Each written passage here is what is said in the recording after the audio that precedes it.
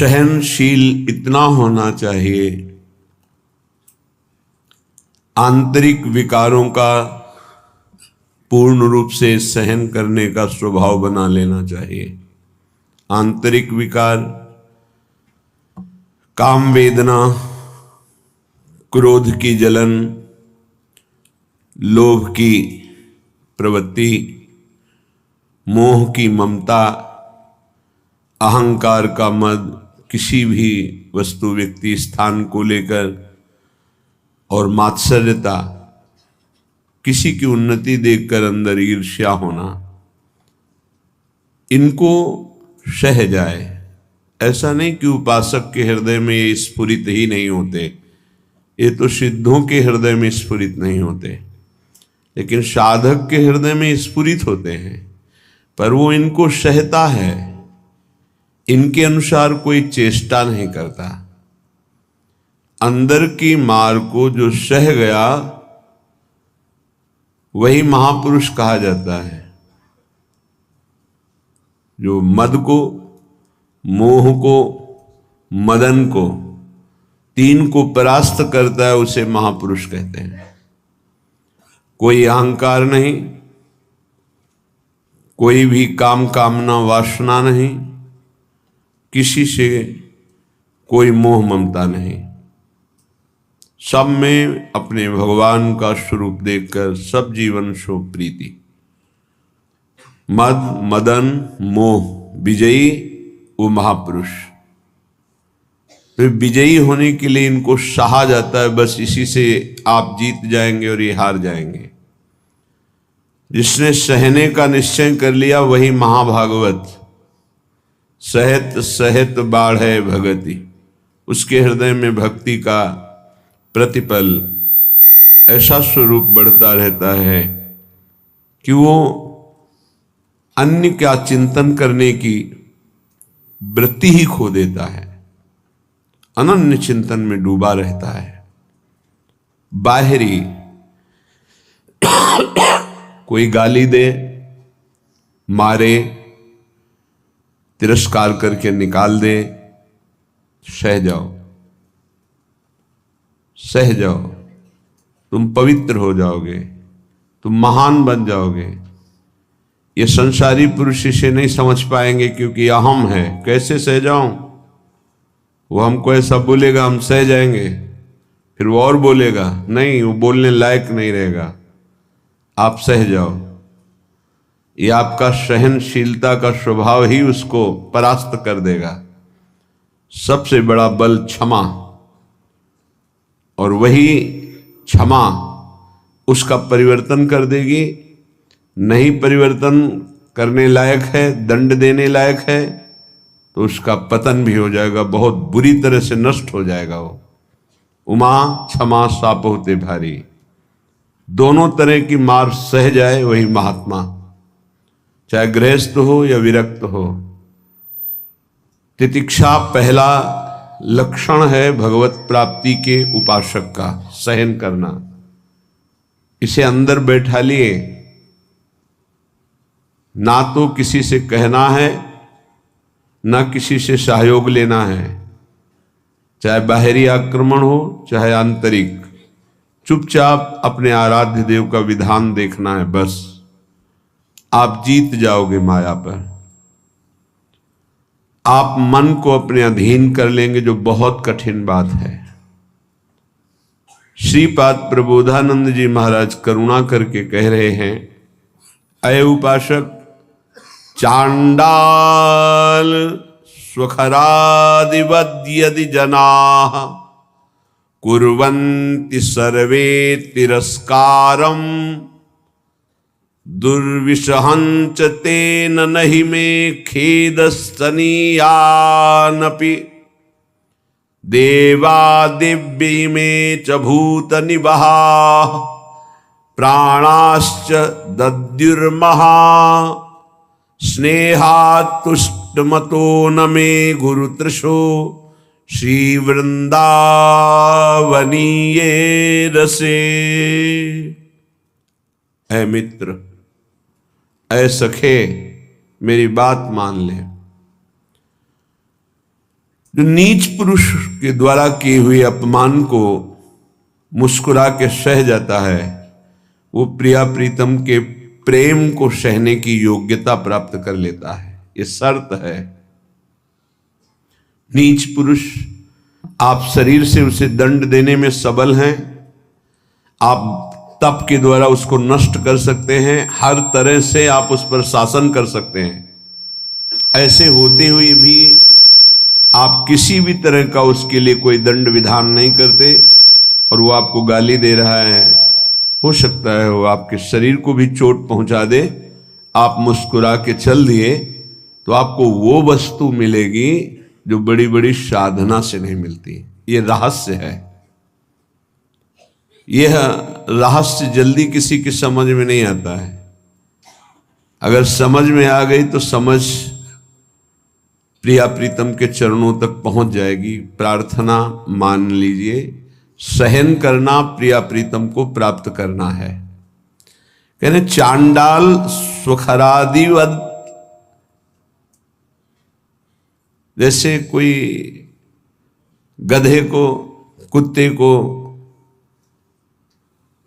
ऐसे बुरी तरह से तिरस्कार करे, वो क्या करेगा? चल देगा। गधा खड़ा है, क्या करोगे? डंडा मारोगे, उसको गाली दोगे, वो चल देगा वहां से। वो कोई आप प्रतिक्रिया नहीं करेगा आपके प्रति, वो भाग पड़ेगा वहां से। कुत्ता है, आप टुकड़ा रोटी का डालिए, पुचकारिए, आएगा, फिर डंडा मार दीजिए, फिर चला जाए, फिर पुचकारिए, वो फिर एक बार आपको देखकर हिम्मत करेगा, फिर आएगा, फिर मार दीजिए। वो कोई प्रतिक्रिया नहीं करेगा, प्रतिकूल व्यवहार नहीं कर पाएगा। ऐसे एक बार परमहंस श्री स्वामी ओंकारानंद सरस्वती जी महाराज उनके चरणों में बैठे हुए थे, तब उन्होंने कहा, बच्चा, साधु को इतना सहनशील होना चाहिए जैसे कुत्ते का। कुत्ते का सहनशील स्वभाव, उसे टुकड़ा डालो, पुचकारो, आ जाएगा, डंडा मारो, भाग जाएगा, फिर बुलाओ, फिर आ जाएगा, उसको मान अपमान का कहीं कोई बोध नहीं। ऐसे ही कई बार साधु का अपमान हो, फिर आओ अच्छा ले लो रोटी, फिर गाली दे, फिर भगा दे, फिर आओ अच्छा ले लो। उसको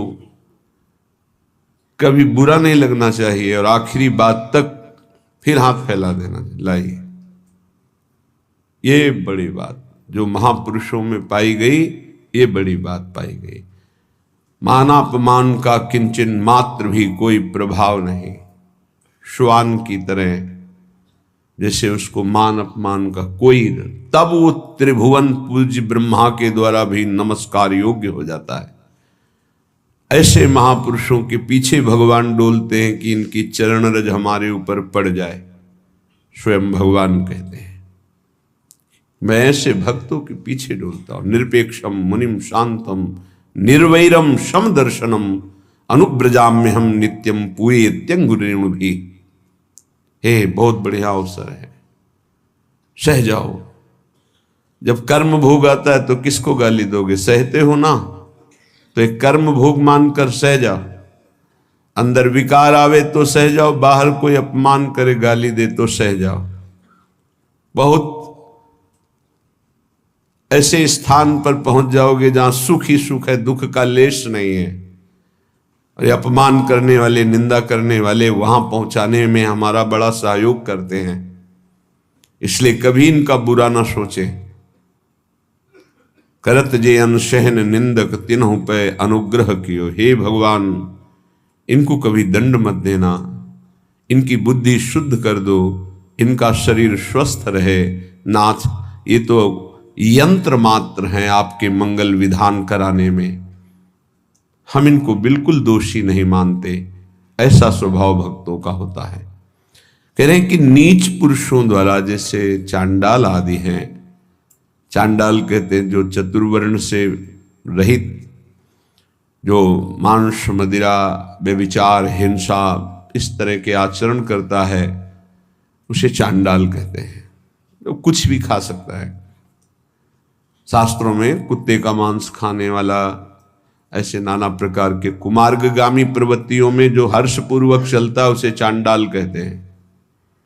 ऐसों के द्वारा भी यदि इस तरह से अपमान किया जाए, जैसे कुत्ते और गधे का, स्वखरादिवद यदि जना कुर्वन्ति सर्वे तिरस्कारम, यद्यपि दुर्विशहंच, सहन करना ये साधारण पुरुषों की हिम्मत नहीं है, ये केवल महात्मा की हिम्मत है, दूसरे की ताकत नहीं। महात्मा किसी वेश का यहाँ संबोधन नहीं है, यहाँ गुणों का संबोधन है। वो गृहस्थ भी हो सकता है, वो स्त्री भी हो सकता है, वो पुरुष भी हो सकता है, बालक भी हो सकता है, जवान भी हो सकता है। ये बात धैर्यपूर्वक समझनी है। भगवान कृपा करते हैं, ऐसा अवसर देते हैं कि हमारा अपमान होता है। उस समय अपनी स्थिति को नापिए कि आप क्या है। यदि उस समय भगवान का मंगल विधान मान करके आप प्रसन्न मुद्रा में हैं, जोई जोई प्यारो करे सोई मुहि भावे, बस बात बन गई। देखना कुछ ही दिनों में आपकी भूमिका बदल जाएगी हृदय की, आपकी स्थिति अध्यात्म की ऊंचाई पर पहुंच जाएगी। खेदस्तनीयानपि, खेद भी नहीं होना चाहिए। यद्यपि तिरस्कारम दुर्विसहंच तेन नहीं में खेदस्तनीयानपि, यद्यपि असहनीय होता है। ऐसा नहीं है, बातों से बोलना सरल है, लेकिन जब ऐसा जीवन में आता है तो असहनीय होता है। और भगवत कृपा से 20 बार ऐसा आया है पूरे जीवन में, जब सामने से तिरस्कार हुआ है, अपमान हुआ है। अब गंगा किनारे भ्रमण कर रहे हैं, बहुत से ऐसे शराबी, चोर, डाकू ऐसे मिले जिन लोगों ने बस भगवान का विधान मान करके, जैसी आपकी प्रभु इच्छा। कभी कभी जब ज्यादा व्याकुलता होती तो आकाश की तरफ देखते हैं। ये आकाश भगवान का स्वरूप है, ये निर्मल है, ये निर्विकार है। ये बादल जो आप देखते हैं आकाश में नहीं है, ये तो बहुत नीचे हैं। हमें लगता है जब हवाई जहाज उड़ता होगा तो बादलों को करो, क्योंकि आकाश की सीमा नहीं, असीम है। ऐसे ही आकाश को देखने से लगता है मेरे भगवान जैसे असीम और निर्विकार हैं, कहीं भी देखो आकाश मिलेगा। ऐसे ही भगवान अपने भक्त को असीम और निर्विकार बनाना चाहते हैं, शरीर की सीमा में नहीं रखना चाहते। बड़ा बल मिलता था आकाश से। जब कभी कोई विक्षेप पड़ता तो एकांत में आकाश की तरफ देखते, मानो भगवान उपदेश देते थे आकाश के रूप में। खेदस्तनीयानपि, खेद भी नहीं होना चाहिए कि हमने कोई अपराध तो किया नहीं, ऐसा क्यों? नहीं नहीं, भगवान का विधान है, मंगलमय भगवान का ये विधान है जो हमारी हृदय की भूमिका को बढ़ा रहा है। आप कहेंगे भगवान का विधान साधकों के साथ तो जाने दो, सिद्धों के साथ वो करते हैं। बड़े बड़े सिद्धों को यही अपने ब्रज में पंडित रामकृष्ण बाबा जी महाराज, बड़े सिद्ध महापुरुष, संपूर्ण ब्रजमंडल के परम पूजनीय, ब्रजवासियों के द्वारा अत्यंत दुलार किए गए और संपूर्ण शास्त्रों के मर्मज्ञ और भावदेश में प्रवेश पाए हुए महापुरुष। कुछ धनी मानी भगत आए, ब्रजवासी और संतों का भंडारा किया, सब बांट दिया। शाम के कुछ लोग आए, कहा सुना था धनी मानी आए थे, क्या है लाओ मुझे। बाबा ने कहा यहाँ तो कुछ नहीं रखा गया, सब बांट दिया। एक लाठी मारी, रक्त प्रवाह होने लगा। कुटिया में गए, देखा वास्तविक कुछ नहीं था। तो उनका अच्छा चोट लग गई, कहा कोई बात नहीं, कोई बात नहीं। अचले से बांध लिया सर। इतने सिद्ध महापुरुष, ऐसा प्रहार, रक्त स्राव होने लगा। बड़े बड़े संतों के जीवन में ऐसा देखा गया कि ऐसी घटनाएं घटती हैं, लेकिन वो गंभीर शांत भगवान का विधान मानते हैं। तो साधक को ऐसी परिस्थिति में भगवान में चित्तवृत्ति लगा लेनी चाहिए कि कोई मंगल विधान है जो हमारे पापों का शमन कर रहा है, जो हमें पवित्र कर रहा है, जो हमारी अध्यात्म की भूमिका को उठाने के लिए भगवान ने ये लीला रची है, सह जाना चाहिए।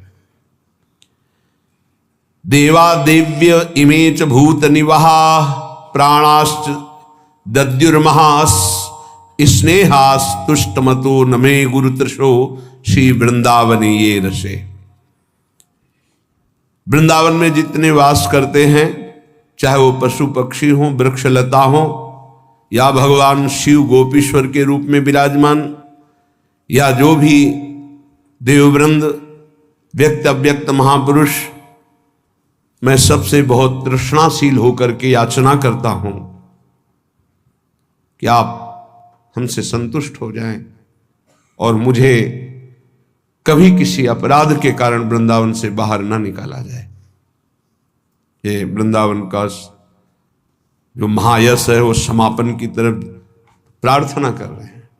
हे गोपीश्वर महादेव, हे समस्त खगमृग पशु पंछी, हे वृंदावन के व्यक्त अव्यक्त महापुरुषों, यदि मेरे से कोई अपराध बन गया हो या बन जाए तो यहां दंड दे देना, पर मुझे कभी यहां से निकालना नहीं, मुझे धाम से वंचित मत कर देना। मैं बहुत तृष्णाशील हूं, बहुत प्यास है हमारे अंदर प्रिया प्रीतम के प्रेम की, और वो केवल वृंदावन प्रेम समुद्र ही बुझा सकता है। इसलिए मुझे कभी अलग मत करना, कोई अपराध बन जाए तो मुझे यहां से निकालना मत।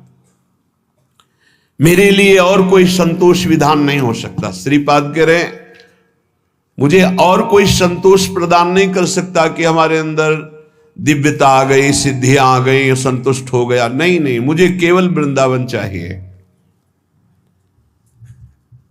ये तो प्रार्थना की, दो पंक्ति में उपदेश सहनशीलता का, दो पंक्ति में प्रार्थना, ये सबको करनी चाहिए। दो पंक्ति अपने आचरण में उतारने चाहिए, दो पंक्तियों की प्रार्थना करनी चाहिए। कई बार प्रार्थना में बताया है कि ऐसी प्रार्थना करके कि मन वचन कर्म से अगर कोई अपराध बन गया हो तो हे वृंदावन धाम, हे वृंदावन धाम के व्यक्त अव्यक्त महापुरुषों, जाने अनजाने में मन वाणी शरीर से जो कोई चेष्टा आपके विपरीत हुई हो क्षमा करना, और मुझे धाम की कृपा से कभी वंचित मत होने देना। आगे उपदेश कर रहे हैं। भ्रातः समस्तान् साधनानि विहाय वृंदावनम स्वाश्रयस्व यथा तथा प्राक्तन वासनावास शरीरम वाणी हृदय विचेष्टता। भाई भ्राता, हे भाई, मैं बहुत अनुभव करके बता रहा हूं। समस्तान्य साधनानि विहाय, साधनों का बल छोड़ दो। ये अहंकारी को समझ में नहीं आता। उसको लगता है कि अगर साधन का बल छोड़ दिया तो साधन में रुचि नहीं रहेगी, तो बात फिर कैसे बनेगी, फिर तो असाधन हो जाएगा। मतलब आप शरणागत नहीं हो। इष्ट का बल नहीं है, आपकी क्रियाओं का बल है। आप जिसे साधन कहते हो वो क्रिया बल है। क्रिया बल है तो कितनी भी पवित्र क्रिया हो वो मूढ़ता नहीं छूटती, और मूढ़ पुरुष कभी परम पद का अधिकारी नहीं होता। अहंकार विमूढ़ात्मा करता हमिति मन्यते, मैं ये करता हूं ऐसा भाव मूढ़ता को बनाए रखता है, और मूढ़ पुरुष कभी परम पद में आरूढ़ नहीं होता। तो क्या करे, साधन छोड़ दे? नहीं, साधन छोड़ने की बात नहीं कह रहे, साधन का आश्रय छोड़ने की बात कह। आश्रय भरोसा लाडली का, और उन्हीं की कृपा से साधन चल रहा है। सर्वेषु साधन वरेषु चिरम निराशा, हरिवंश महाप्रभु कहते हैं। सोई यहां श्रीपाद प्रभु जो वृंदावन रस को समझा, उसको ये अनुभव हुआ कि भरोसा केवल लाडली का। आज हमारी बुद्धि साधन में लगी, कल असाधन कर बैठे तो सब साधन चौपट हो जाए, ऐसे ऐसे असाधन हो जाते हैं। भरोसा गोरे चरणारविंद का, मेरे बल श्री वृंदावन रानी।